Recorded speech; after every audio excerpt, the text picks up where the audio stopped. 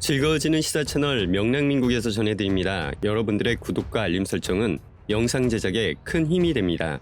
여러분들은 누군가에게 호의를 베풀어 보신 적이 있습니까? 아니면 호의를 받아보신 적이 있으신가요? 호의의 사전적 의미는 의심이 많고 결단성이 없어 일에 임해 머뭇거리고 결정을 내리지 못하는 것을 비유한 말입니다. 오늘은 그 호의에 대한 이야기를 해보려고 합니다. 미국 한미동맹 공고 지원 감사하다와 일본 호의를 무시한 대가는 혹독했다. 지난 14일 해리 해리슨 주한 미국 대사는 트위터를 통해 코로나19 진단키트가 인천국제공항에 적재돼 미국으로 운송할 준비를 마쳤다라는 글을 올렸습니다. 또 한미동맹은 공고하고 미국이 진단키트 구입을 가능하게 도와준 외교부에 감사를 표한다고 덧붙였습니다. 앞서 미 행정고위 당국자도 전날 우리는 한국 파트너들에게 코로나19 테스트 확보에 있어 미국을 지원하는 데에 감사한다라고 말했다고 로이터 통신 등이 전했습니다. 우리 정부는 지난 24일 트럼프 대통령과 전화통화에서 트럼프 대통령이 진단키트를 요청하자 이를 적극 추진했습니다.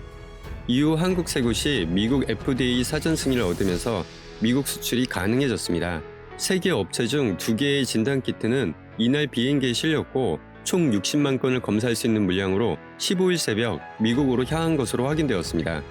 나머지 1개 업체의 진단키트는 미국 현지 유통업체를 통해 물량을 공급하게 된 것입니다. 이로써 한국의 위상이 전 세계뿐 아니라 미국에서도 그 위상을 펼치게 된 것입니다. 한국과 미국은 동맹관계로서 보다 더욱 굳건한 관계가 유지되길 바라봅니다.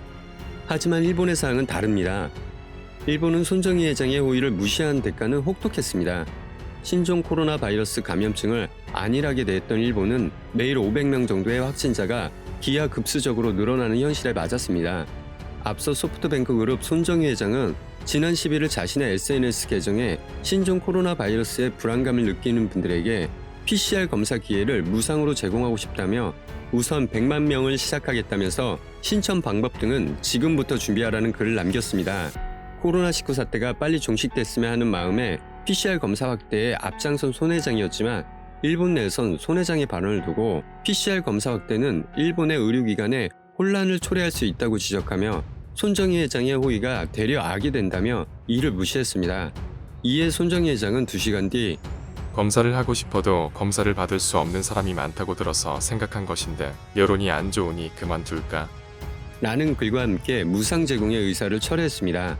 PCR 검사 확대가 오히려 혼란만 야기할 뿐이라고 목소리를 냈던 일본. 하지만 깜깜이 진료는 오히려 더 큰 사태를 불러왔습니다. 일본 후생 노동상을 지낸 마스주의 요이치 전 도쿄도 지사의 발언도 이 같은 내용을 뒷받침합니다.